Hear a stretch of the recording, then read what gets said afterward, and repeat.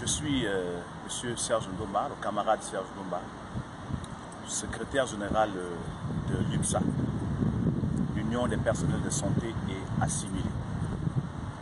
Alors le point qui nous interpelle ce matin, c'est celui, premièrement, de la morgue de l'hôpital général. Vous savez très bien que cette morgue a été construite par l'argent du contribuable gabonais. Et à ce que nous constatons, au départ, c'était prévu que cette morgue devrait être une unité simple de conservation. Et aujourd'hui, elle est étendue à une unité de traitement de corps.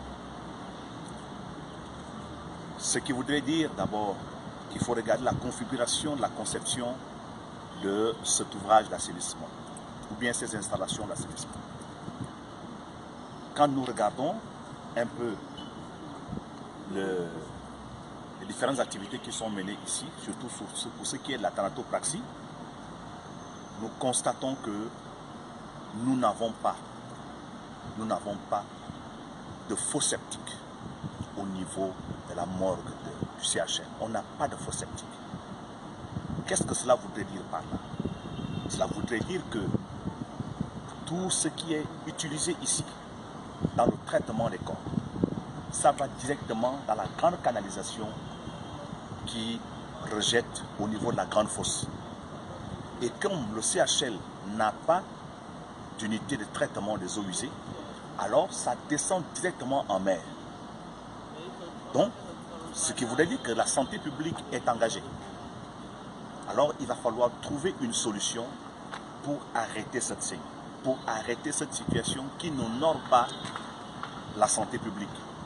Nous ne pouvons pas être là à polluer l'environnement. Tout ce qui est fait ici comme extrait de traitement est directement rejeté dans l'environnement. Et le deuxième point, pour ce qui concerne cette morgue, c'est l'entrepreneur qui exerce ses activités de thanatopraxie ici. Premièrement, nous avons une illisibilité totale de son contrat. On ne sait pas comment il a été établi. Ce contrat-là, nous ne comprenons pas les termes de ce contrat. Premièrement, pour pouvoir donner un contrat à quelqu'un, le monsieur doit vous présenter au moins son agrément. Mais il s'avère que le monsieur qui opère ici est un sujet expatrié. Vous voyez, ce que même les Gabonais ne peuvent pas faire dans leur propre pays, mais les non-nationaux le font.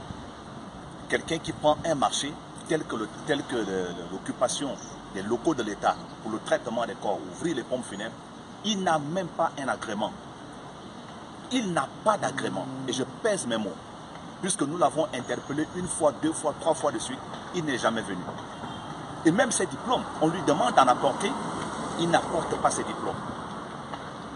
Donc à ce niveau-là, les Gabonais également éprouvent de grandes difficultés pour les corps qui sont gardés ici. Apparemment, il a des prestations hautement élevées, il a des prestations chères. Et de ces prestations, il fait la nuitée de conservation des corps ici à 12 000 francs. Ce qui n'est pas normal. Ce qui n'est pas normal. Si les privés font même moins cher, mais l'État ne devrait pas faire plus que ce que les privés proposent. Ou l'État ne devrait pas faire les mêmes prix que les privés. Quand nous regardons un peu dans les autres pays comme au Cameroun, la nuit de conservation arrêtée par le gouvernement, c'est 3 000 francs par nuit. C'est ce qui devrait se faire ici. Or, ici, les parents payent déjà ici 12 000 francs par nuit.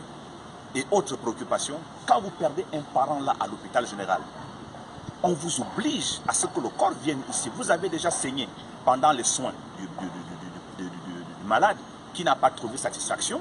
La personne décède. On vous exige à ramener le corps ici pour qu'il fasse au minimum 3 jours. Et vous devriez encore débourser de l'argent pour payer les nuits de conservation ici qui coûtent déjà trop cher sur des installations qui ont été conçues par l'argent des contribuables.